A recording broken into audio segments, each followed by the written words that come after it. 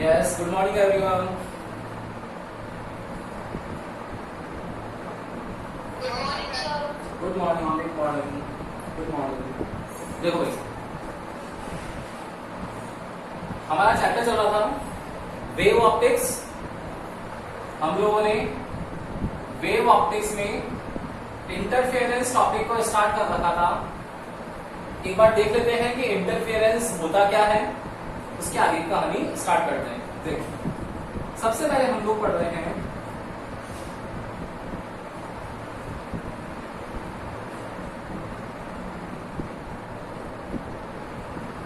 Interference. क्या लिखा है डिफाइन बेटा इंटरफेरेंस की, क्या होती है इंटरफेरेंस, होता क्या है। हम लोग बोलते हैं नॉर्मली कि हम लोग दो जने जब बातें कर रहे हैं तो कोई थर्ड हम लोगों को इंटरफेयर करता है तो हम लोग बोलते हैं कि इंटरफेयर मत करो भाई। इसका मतलब क्या है, इंटरफेरेंस का मतलब आ रहा है यहाँ पर सीधी सी कहानी में कि इंटरफेरेंस जो होता है वो कभी भी दो लोगों के बीच में है। दो लोग या तो प्यार से रह सकते हैं या लड़ाई झगड़े से रहेंगे, दो ही तो काम हो सकते हैं। दोनों अच्छे से रह रहे हैं या दोनों लड़ करके रह रहे हैं।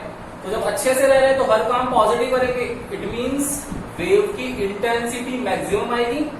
और जब लड़ करके रहेंगे तो लड़ेंगे तो कुछ काम होगा नहीं सही में, मतलब क्या होगा उस टाइम इंटेंसिटी मिनिमम आएगी। इंटरफेरेंस वही है क्या, व्हेन टू वेव, और नेसेसरी कंडीशन क्या है टू वेव्स की, when two waves of same frequency, कौन सी frequency, same frequency and almost same amplitude. ये दोनों चीज याद होनी चाहिए कि फ्रीक्वेंसी कैसी रहनी चाहिए, सेम रहनी चाहिए, एंड जो एम्पलीट्यूड है वो ऑलमोस्ट सेम होना चाहिए। तो when two wave of same frequency and almost same amplitude are propagate in a medium, then intensity will be maximum at some point and intensity will be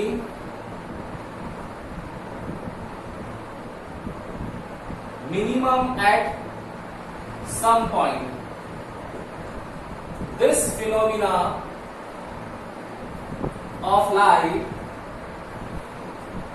is known as interference. ठीक है, तो दोनों wave क्या होना चाहिए उसमें, दोनों wave की frequency same, amplitude almost same. ऐसा जब हो रहा है और किसी मीडियम में प्रोपेगेट हो रहे हैं, दोनों साथ चल रहे हैं, तो इंटेंसिटी कुछ पॉइंट पर मैक्सिमम आती है, कुछ पर मिनिमम आती है। यही पूरा जो है वो इंटरफेरेंस है, कहानी खत्म। अब 11th क्लास में हम लोगों ने वेव इक्वेशन क्या सीखी थी, मैंने आप लोगों को 11th क्लास में बता रखा सबको कि वेव इक्वेशन होती क्या है। देखो, वेव इक्वेशन आप लोगों के पास जो होती है उसका डिस्प्लेसमेंट निकालते हैं, डिस्प्लेसमेंट को डिनोट करते हैं यहाँ पर y से, और ये होती है y equals to a sin omega t और y equals to a cos omega t। यहां ये कोई पूछेगा क्या कि सर ट्रिग्नोमेट्रिक फंक्शन तो 6 होते हैं, इनके अलावा भी 4 है, tan है, cosec है, sec है, cot है, तो सर ये क्यों नहीं आप यूज कर लेते हैं, आना चाहिए, जनरल क्वेश्चन है। तो 11th क्लास में इसका आंसर था, 14 चैप्टर था फ्लो का ऑसिलेशन, उसमें था कि साइन थीटा और कॉस थीटा जो होते हैं, क्या वापस सुनना, साइन थीटा और कॉस थीटा जो होते हैं वो पीरियोडिक फंक्शंस होते हैं, और पीरियोडिक फंक्शंस वो होते हैं जो अपने आप को एक टाइम इंटरवल के बाद में पुनः उस क्या होते हैं उसी को रिपीट करते हैं। क्या करते हैं, कोई भी एक ऐसा फंक्शन जो एक फिक्स्ड इंटरवल के बाद में अपने आप को रिपीट कर ले, वो फंक्शन कौन सा होता है, पीरियोडिक फंक्शन होता है। इसका मतलब हम लोगों को ग्राफ ड्रॉ करना पड़ेगा। तो जो साइन का ग्राफ होता है, साइन का ग्राफ होता है, देखो ऐसा ग्राफ ड्रॉ करोगे तो ये ग्राफ होता है साइनसोइडल ग्राफ। अगर आप लोग इसको वापस रिपीट करोगे तो ये अगेन ऐसा ही बनेगा। देखो वापस ऐसा ही बन गया क्या, ये वापस ग्राफ बन गया ना। इसका मतलब क्या हुआ, रिपीट कर रहा है अपने आप को। और कोई भी पीरियोडिक फंक्शन कब रिपीट करता है, जीरो से स्टार्ट हुआ, पूरा घूमकर आ गया कितने पर, 360 डिग्री पर। तो 360 किसके इक्वल हो गया, 2 पाई के रेडियन के। इट मींस ये अगर जीरो है, ये कितना होगा 2 पाई, फिर अगर ये जीरो है तो अगेन ये कितना हो गया 2 पाई, तो शुरू से कितना हो गया 4 पाई। मतलब हर एक 2 पाई इंटरवल के बाद में अपने आप को रिपीट कर रहा है। दैट मींस ये मेरा एक पीरियोडिक फंक्शन है। सेम कॉस का ग्राफ ड्रॉ करूंगा मैं, तो कॉस का ग्राफ कैसा होता है, इस तरीके से होता है। ये कॉस का ग्राफ हो गया। अब देखो वापस एक वाई एक्सिस ड्रॉ कर दोगे तो वापस देखो ये ग्राफ यूं चलने लग जाएगा। देखो अपने आप को रिपीट कर रहा है ना इमेज। भाई इमेज रिफ्लेक्शन जो हो रहा है तो बिल्कुल है ना, ऐसा का वैसा ही है। दैट मींस ये भी क्या है, मेरा पीरियोडिक फंक्शन है। लेकिन अगर मैं tan थीटा का ग्राफ ड्रॉ करूं तो देखना tan थीटा का ग्राफ कैसा होता है। tan थीटा का ग्राफ ड्रॉ कर लूं तो tan थीटा का ग्राफ ऐसा होगा, ऐसा होगा minus infinity two plus infinity. अरे माइनस इन्फिनिटी देखा है किसी ने आज तक, प्लस इन्फिनिटी देखा है किसी ने आज तक। मतलब जो प्लस इन्फिनिटी जाएगा उसके बाद रिपीट हो सकता है क्या, रिपीट ही नहीं हो सकता। तो हम लोग केवल साइन और कॉस को ही पीरियोडिक फंक्शन मानते हैं, और साइन और कॉस ही हमेशा वेव इक्वेशन के लिए यूज होते हैं। तो वेव इक्वेशन जो हो सकती है मेरी, वो हो सकती है या तो ए साइन ओमेगा टी या फिर हो सकती है ए कॉस ओमेगा टी। दोनों में से आप लोगों को एक को लेना है, सॉल्व करना है और आंसर निकालना है। वाई क्या है यहाँ पर, डिस्प्लेसमेंट। ए क्या है यहाँ पर, एम्पलीट्यूड। एम्पलीट्यूड क्या होता है, ये मैक्सिमम डिस्प्लेसमेंट, प्लस ए माइनस ए। ओमेगा क्या है यहाँ पर, ओमेगा होता है एंगुलर वेलोसिटी। मैं आपको शुरू में बता चुका हूँ लीनियर मोशन, एंगुलर मोशन, तो जहां पर वो लिखते हैं वेलोसिटी, जहां होता है ओमेगा, ये ओमेगा है मेरा एंगुलर वेलोसिटी, और टाइम होता है टी। क्लियर है ना। मतलब मुझे अगर इंटरफेरेंस परफॉर्म करवाना है तो इंटरफेरेंस की जो वेव होनी चाहिए, जो वेव होनी चाहिए उसकी इक्वेशन या तो ये होनी चाहिए या फिर ये होनी चाहिए। और इस ओमेगा की वैल्यू कितनी होती है, 2 पाई एफ होती है। क्लियर। ये 11th क्लास का था। अब देखो 12th क्लास में इस चीज को कैसे इंप्लीमेंट करते हैं वापस, एक बार पूरा डेरिवेशन देखते हैं। ओके, एक बार स्क्रीनशॉट ले लो फटाफट से इसका और आगे चलते हैं बेटा फटाफट। यस ले लो, स्क्रीनशॉट ले लो उसका। ले लिया स्क्रीनशॉट, ले लिया सबने। अब देखना इस चीज को कैसे इसको परफॉर्म करना है हम लोगों को, देखना बेटा।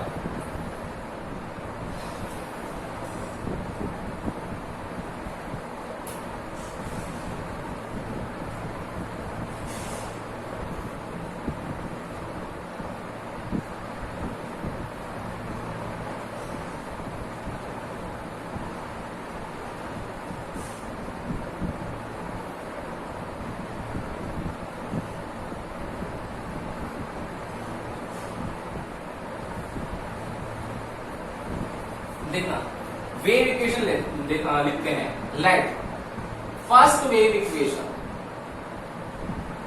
क्या हो जाएगी, y1 equals to a sine omega T, and second wave equation हो जाएगी y2 equals to a2 sine omega T, a sine omega, दोनों साइन ओमेगा में है।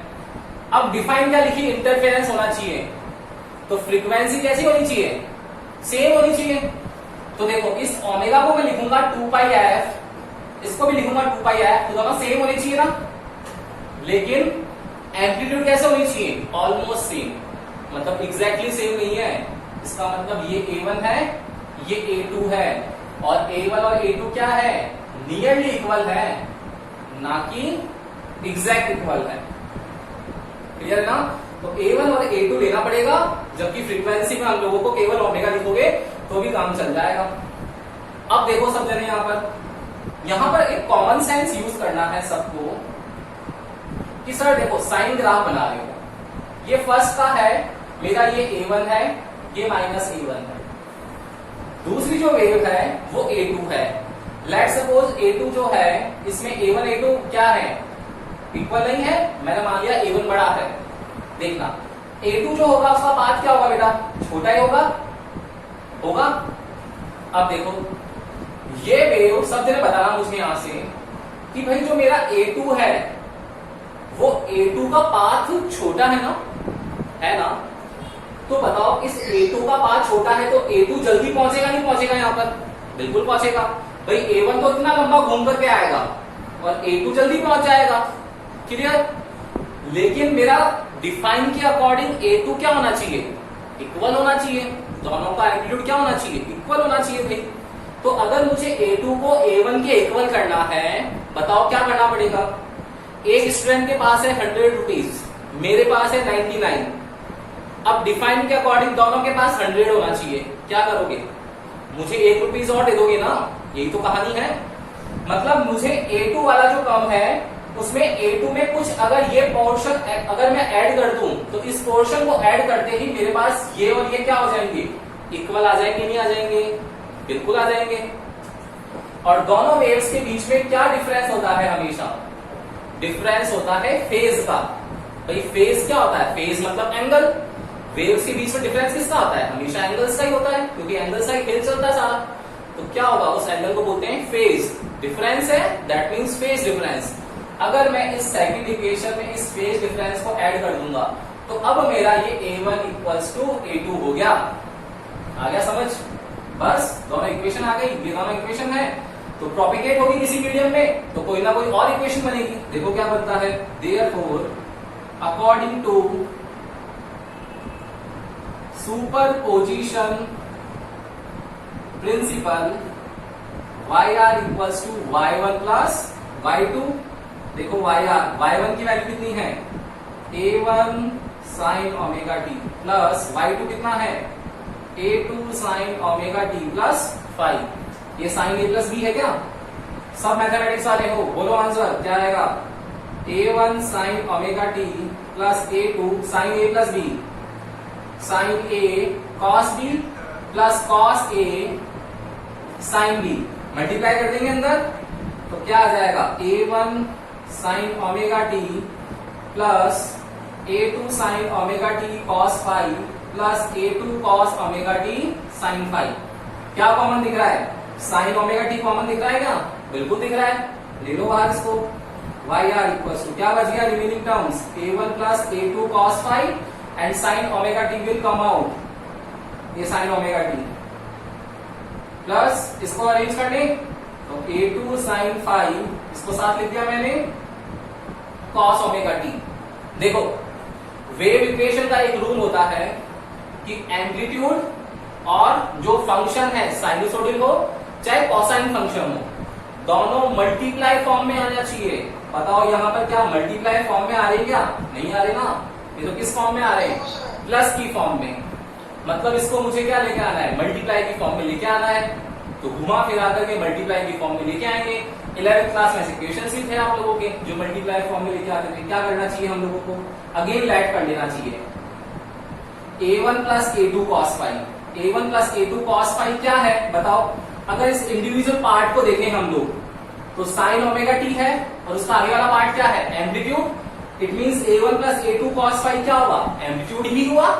किसका हुआ कि जब दोनों वेव साथ चल रही, दोनों दोस्त साथ चल रहे हैं तो कुछ ना कुछ करेंगे, चुपचाप तो बैठेंगे नहीं, तो क्या करेंगे, एम्पलीट्यूड आएगा उसका। वो एम्पलीट्यूड मैंने क्या करा, एक थर्ड वेव बनाएगी, वो थर्ड वेव का एम्पलीट्यूड ले लिया मैंने रिजल्टेंट वेव का कैपिटल A और उसका कॉस है उसी का मैंने एंगल ले लिया थीटा। तो ये रिजल्टेंट एंगल हो गया थीटा, ये रिजल्टेंट एम्पलीट्यूड हो गया, तो A कॉस थीटा आ गया। दूसरा क्या आएगा, A2 साइन 5, ये भी क्या है, वही रिजल्टेंट साइन की फॉर्म में, इसलिए sine theta. Equation first and equation second put कर दो वैल्यूज को। देयरफॉर YR इक्वल्स टू क्या है, A1 प्लस A2 कॉस 5 की जगह लिखो A cos theta sine omega T plus A2 sine 5 की जगह लिखो कितना आएगा, A sine theta cos omega t. ये सबको कुछ दिख रहा है क्या भाई, क्या दिख रहा है सबको। अगर मैं इसमें से A कॉमन ले लूं तो देखो cos A sine A cos B plus cos A sine B, दिख रहा है सबको वापस फॉर्मूला। तो साइन ये A प्लस B का फॉर्मूला बन गया क्या, देखो बन गया ना। और देखो दोनों मल्टीप्लाई की फॉर्म में आ गए नहीं आ गए, बोलो एम्पलीट्यूड और साइन मल्टीप्लाई की फॉर्म में आ गए नहीं आ गए, बिल्कुल आ गए। यहां पर A क्या है मेरा, resultant amplitude and theta is resultant angle, where as phi is the phase difference in between first and second. Phi क्या है, फेज डिफरेंस है फर्स्ट और सेकंड के बीच में, और थीटा क्या है, रिजल्टेंट एंगल है। इसका मतलब मेरी ये इक्वेशन जो हो गई वो रिजल्टेंट वेव इक्वेशन हो गई। बोलो आ गई क्या कहानी समझ में? गाड़ी पकड़ में आई क्या भाई? बोलो या सर नो? Yes, sir. आ गई ना? स्क्रीनशॉट ले लो। तो ये रिजल्टेंट वेव इक्वेशन में क्या क्या आया है? साइन तो पता ही है, ओमेगा टी तो पहले से आ गया, कैपिटल ए नया आया, थीटा नया आया है। तो ए और थीटा को फाइंड करना है। कैसे करते हैं वो देखते हैं अभी। देखो ले लिया स्क्रीनशॉट? कैसे लो? Yes, sir. चले आगे। अब देखना, मुझे बताओ एम्पलीट्यूड कहां पर आया बेटा? यहां पर आया क्या इक्वेशन में? आया ना? तो जब यहां पर एम्पलीट्यूड आया तो मैं क्या करूं कि इसमें एम्पलीट्यूड निकल जाएगा? बताओ, इसका स्क्वायर कर दूं, इसका स्क्वायर कर दूं, ऐड कर दूं, तो cos square theta sin square theta 1 हो जाएगा, बच जाएगा a। मेरे को वही तो निकालना है, यही तो निकालना है, थीटा निकालना है। थीटा हमेशा किससे निकलता है? क्या बता रखा है? tan थीटा से। क्या करना पड़ेगा? sin और cos का डिवाइड कर देंगे, tan थीटा आ जाएगा, वही तो थीटा होता है। बस खत्म कहानी। करते देखो आगे का।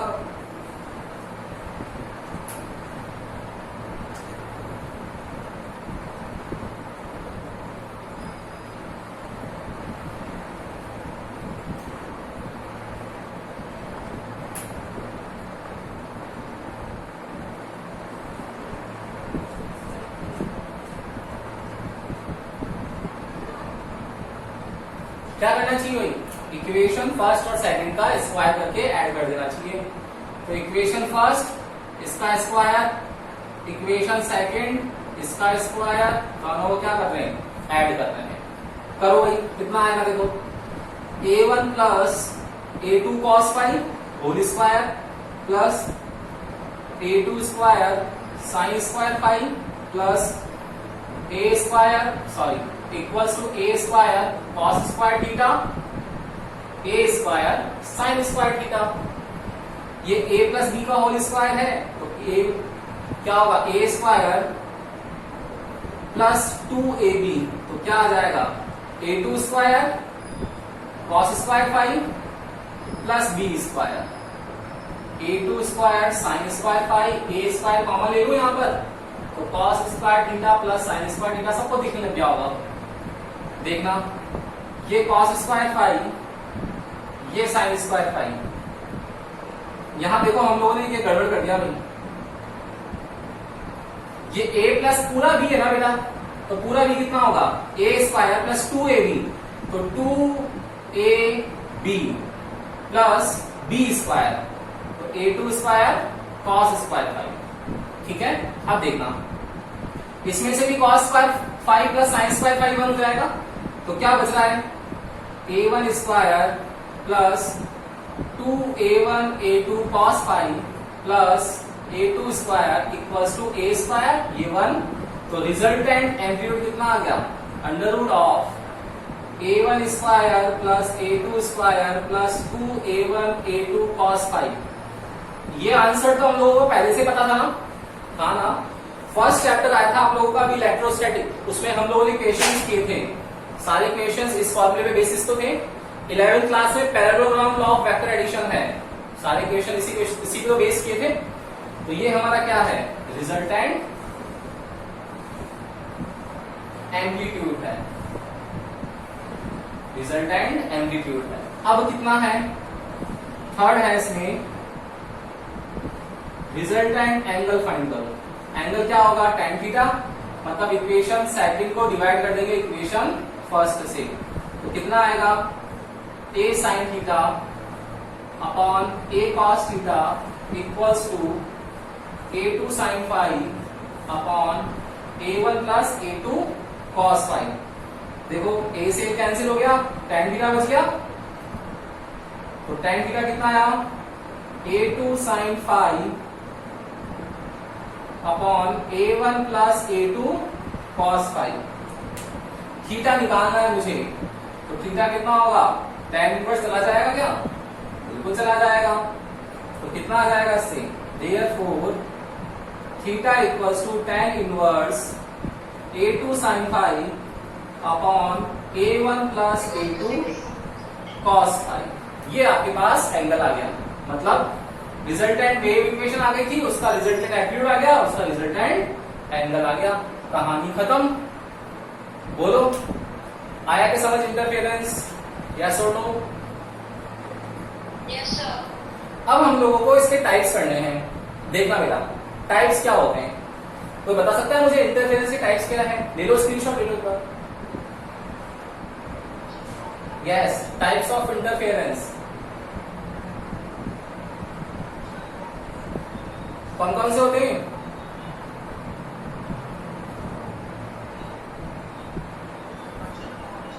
देखो, ले लिया स्क्रीनशॉट, ले लिया? Yes, sir.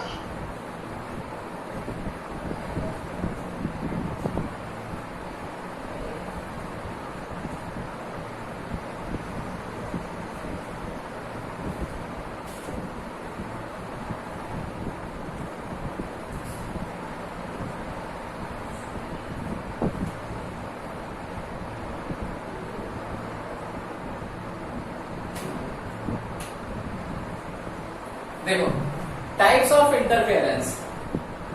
फर्स्ट होता है types constructive interference and second होता है हमारा डिस्ट्रक्टिव इंटरफेरेंस। इसमें फर्स्ट है कंस्ट्रक्टिव इंटरफेरेंस। देखो, वर्ड का मतलब समझना। कंस्ट्रक्टिव मतलब क्या होता है? हम लोग बोलते हैं ना, आप लोग कंस्ट्रक्टिव मैनर में सोचो। क्या है कंस्ट्रक्टिव? मतलब एक पॉजिटिव डायरेक्शन में सोचना है। दो वेव पॉजिटिव कैसे सोचेगी भाई? पॉजिटिव मतलब होगा उनके बीच में कुछ अनबन होगी नहीं, यही तो होगा। और दो वेव्स के बीच में अनबन नहीं होती, मतलब फेज एंगल कितना होना चाहिए? 0 होना चाहिए। बिल्कुल 0 एरर है, कोई दिक्कत नहीं है दोनों के बीच में, सब कुछ बढ़िया है। तो क्या है? कंस्ट्रक्टिव। डिस्ट्रक्टिव क्या होंगे? हमेशा ही लड़ते झगड़ते रहेंगे, किसी भी एक बात पर एक नहीं होंगे, वही होने वाला है ना। तो कंस्ट्रक्टिव इंटरफेरेंस। तो कंस्ट्रक्टिव इंटरफेरेंस की डिफाइन क्या हो सकती है? क्या हो सकती है? व्हेन फेज एंगल या फिर phase difference in between two wave is phi equals to 0 degree. 0 के बाद वापस कब होता है बताओ? 0 के बाद अपने आप को रिपीट कब करेगा? आफ्टर 2 पाई। तो 2 पाई के बाद में वापस वही आएगा, फिर वापस क्या आएगा? 4 पाई, 6 पाई, लास्ट क्या आएगा? 12 पाई। तो when phase angle in between two waves is this, then interference of two waves is known as constructive interference. Clear? Yes, sir. अब देखना, ये फेज एंगल होना चाहिए। तो बताओ बेटा, फर्स्ट इक्वेशन क्या आएगी? देखो सब दिन, देखो y1 इक्वल्स टू क्या थी मेरी first equation? a1 sin omega t, y2 था a2 sin omega t plus 5।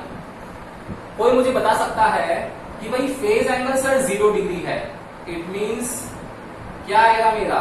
a2 sin omega t। a2 sin omega t आएगा, 5 की वैल्यू क्या कर दी मैंने? 0 कर दी, ठीक है ना। देखो, अब दो इक्वेशन है, एक है a1 sin ओमेगा t, एक है a2 sin ओमेगा t। बताओ a1 sin ओमेगा t और a2 sin ओमेगा t को मैं अगर डायरेक्ट ऐड करूं तो बताओ बेटा, ऐड करने में क्या आना चाहिए? रिजल्टेंट क्या आना चाहिए भाई? इसको ऐड करोगे तो आप लोग बोलोगे कि सर a1 प्लस a2 आ जाएगा और sin ओमेगा t आ जाएगा। सबको समझ में आ गई ना ये बात? ये तो दोनों को देखने में पता पड़ रहा है, लेकिन मैथमेटिकल फॉर्मूला से भी आती है क्या ऐसी कहानी? देखते हैं, वो देखना पड़ेगा। देखो क्या देखते हैं कि अगर हम लोग रिजल्टेंट वेव की इक्वेशन लिखें तो फर्स्ट था रिजल्टेंट वेव इक्वेशन। क्या थी resultant wave equation? Capital A sine omega t plus resultant angle theta. मुझे यहाँ पर A निकालना है, तो देखना फर्स्ट निकाल रहा हूं मैं यहाँ पर एम्पलीट्यूड। क्या होता है एम्पलीट्यूड का formula? Under root of a1 square plus a2 square plus 2a1 a2 cos phi, यही फॉर्मूला होता है। इसमें cos फाई कितना है? 0 डिग्री, 2 पाई, 4 पाई। तो जब भी मैं 0 रखूंगा, चाहे 2 पाई लिखूंगा, 4 पाई लिखूंगा, सबकी वैल्यू ऑलवेज 1 आएगी। इसका मतलब जो लास्ट आंसर आ रहा है वो आ रहा है a1 square plus a2 square plus 2a1 a2 सबको दिख रहा होगा तो a प्लस बी का फॉर्मूला आ गया। इट मीन्स ये a1 प्लस a2 का होल स्क्वायर हो गया क्या, स्क्वायर से कट गया तो मेरा a कितना आ गया, a1 प्लस a2। ये मेरे पास रिजल्टेंट वेव का एम्पलीट्यूड आ गया। खत्म कहानी। एम्पलीट्यूड। अब थीटा चाहिए मुझे, तो मेरा सेकंड क्या निकालना है मुझे, एंगल। एंगल कितना होता है, theta equals to tan inverse a2 sin phi. Sine phi कितना है, 0। a1 plus a2 cos phi. cos phi कितना है, 0। जब मैं साइन 0 को 0 लिख दूंगा तो ये मेरा क्या हो जाएगा, tan इनवर्स 0 हो जाएगा क्या, बिल्कुल हो जाएगा। दैट मीन्स थीटा की वैल्यू क्या आ जाएगी, 0 डिग्री आ जाएगी। देखो एम्पलीट्यूड कितना आया, a1 प्लस a2, थीटा कितना आ गया, 0। तो आंसर क्या आएगा, a1 plus a2 sine omega T. बताओ ये आंसर और ये आंसर सेम होगा या नहीं होगा, बिल्कुल होगा, होगा ना। मतलब मैथमेटिकल फॉर्मूला और अगर हम लोग डायरेक्ट करें तब भी हमारा आंसर सेम आता है। बोलो भाई किसी को दिक्कत है तो बताओ, नहीं है ना। तो ये कंस्ट्रक्टिव इंटरफेरेंस था, ले लो इसका स्क्रीनशॉट। सेकंड है डिस्ट्रक्टिव, वो भी करते हैं एक बार।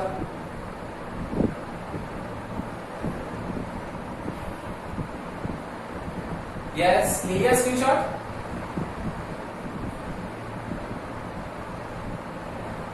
लिया। नाउ सेकंड है, देखो हमारा डिस्ट्रक्टिव इंटरफेरेंस। बताओ डिस्ट्रक्टिव क्या होगा, कि एक बोलेगा अगर पॉजिटिव तो दूसरा डेफिनेटली बोलेगा नेगेटिव। मतलब दोनों के बीच में कितना एंगल है, 180। 360 को मैं क्या लिखता हूं, 2 पाई, तो 180 को क्या लिखूंगा, पाई। देखो मतलब क्या होगा, when phase angle in between two wave is, क्या होगा, पहला पाई होगा, फिर पाई के बाद अपने आप को रिपीट कब करता है, बताओ भाई, पाई के बाद अपने आप को रिपीट कब करेगा, 2 पाई पे रिपीट करता है, तो पाई के बाद 2 पाई पे रिपीट करेगा, मतलब पाई प्लस 2 पाई कितना आ जाएगा, 3 पाई। फिर 2 पाई के बाद रिपीट करेगा, मतलब 5 पाई। फिर 360 के बाद रिपीट करेगा, मतलब 7 पाई। मतलब लास्ट जो आना चाहिए मेरा वो 2n माइनस 1 पाई आना चाहिए। आया क्या, कहानी समझ में आ गई सबको, क्लियर है ना। Then interference of two waves is known as destructive interference. Now, equation is y1 equals to a1 sin omega t and a2 sin omega t plus phi होता है। अब phi की वैल्यू है 180। कोई मुझे बता सकता है क्या साइन 180 प्लस थीटा क्या होता है, थर्ड क्वाड्रेंट। थर्ड क्वाड्रेंट में साइन नेगेटिव होगा तो माइनस साइन थीटा आना चाहिए, आना चाहिए, बिल्कुल आना चाहिए। तो a2 sine omega T plus 180, मतलब ये माइनस आना चाहिए, आना चाहिए, बिल्कुल आना चाहिए। a1 sine omega T minus a2 sine omega T add करो तो क्या आ जाएगा, a1 minus a2 sine omega T. ठीक है, ये तो हो गया हमारी कहानी पहले वाली। अब बाय फॉर्मूला चेक कर ले, देखो फॉर्मूले से वापस आ जाओ। रिजल्टेंट वेव इक्वेशन क्या होती है, y r equals to a sine omega T plus theta, कोई दिक्कत ही नहीं है। इसमें a निकालना है, एम्पलीट्यूड कितना होगा, a1 square plus a2 square plus 2a1 a2 cos phi. cos phi, cos phi कितना होता है, कितना है यहाँ पर 180, और cos 180 की वैल्यू कितनी होती है बेटा, -1 होती है क्या, -1। -1 होते ही -1 इससे मल्टीप्लाई होगा तो प्लस माइनस क्या आ जाएगा, माइनस। मतलब ये a माइनस बी का होल स्क्वायर हुआ ही नहीं हुआ, ये बिल्कुल माइनस हो गया, तो स्क्वायर से कट गया, तो रिजल्टेंट एम्पलीट्यूड आ गया a1 माइनस a2। देखो डिस्ट्रक्टिव पढ़ रहे हैं, दोनों की बनेगी नहीं तो हमेशा लॉस में जाएंगे, माइनस ही होगा, a1 माइनस a2। आया समझ। फिर angle tan inverse a2 sine 180 upon a1 plus a2 cos 180। Sine 180 again कितना होता है, 0। देखो फिर 0 आ गया तो थीटा कितना हो गया, 0। तो रिजल्टेंट कितना आया, a1 minus a2 and theta again कितना आया, 0। दैट मीन्स मेरा जो आंसर होगा वो इससे मैच कर रहा है, नहीं कर रहा है, बिल्कुल कर रहा है। ये डिस्ट्रक्टिव इंटरफेरेंस हो गया। बोलो आया समझ में, आ गया सबको, आगे बेटा। इंटरफेरेंस कंप्लीट हो गया, आ गया होगा सबको समझ में। एक बार इसका स्क्रीनशॉट ले लो, देन इसके बाद हम लोग अब आगे चलते हैं, इसका ग्राफ देखते हैं, ग्राफ कैसा होगा। ले लो एक बार स्क्रीनशॉट। यस, ले लिया? डन? Yes, sir. अब देखना, अब है बेटा सा ग्राफ कैसा बनता होगा, कि कंस्ट्रक्टिव का ग्राफ कैसा बनता होगा और डिस्ट्रक्टिव का ग्राफ कैसा बनता होगा। ये वैल्यूज ध्यान रखना जो अभी निकलवाई है मैंने आप लोगों को, इससे ग्राफ ड्रॉ होगा।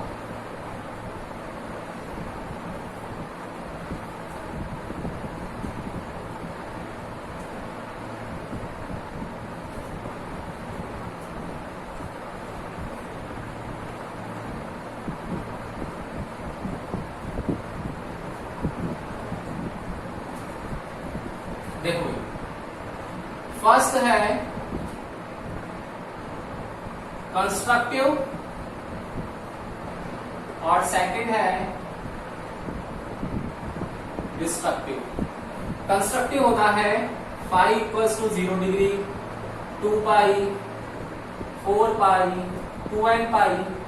यहां फाई होता है pi, 3 pi, 5 pi, 2n minus 1 pi. First equation क्या आती है, y1 equals to a1 sine omega t और y2 इक्वल्स टू क्या आती है, a2 sine omega T plus phi, और फाई कितना है 0। ग्राफ ड्रॉ करते हैं, ग्राफ देखना सब जने।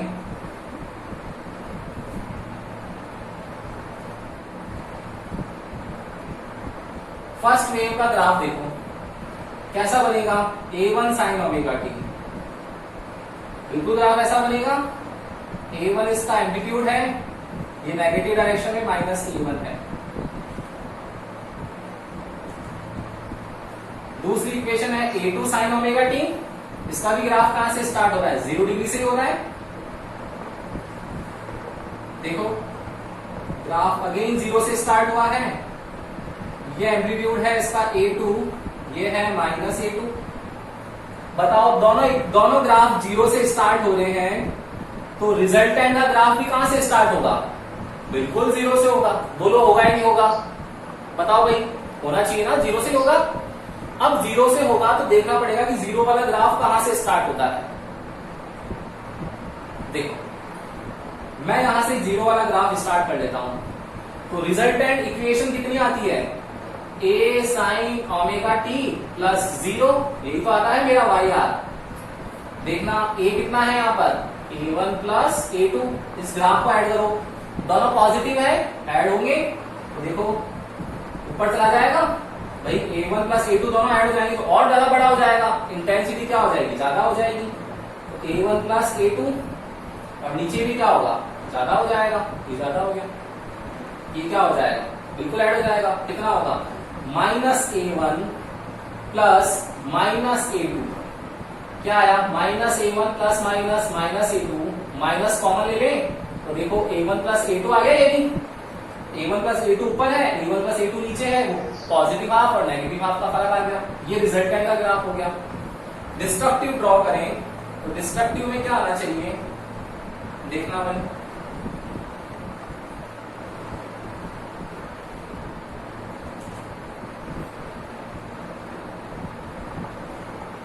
क्या होगा, first equation a1 sine omega T, फिर जो दूसरा ग्राफ आएगा, दूसरा ग्राफ कैसा आएगा भाई, इक्वेशन क्या है, a2 sine omega T plus pi, कितना होगा, minus a2 sine omega T.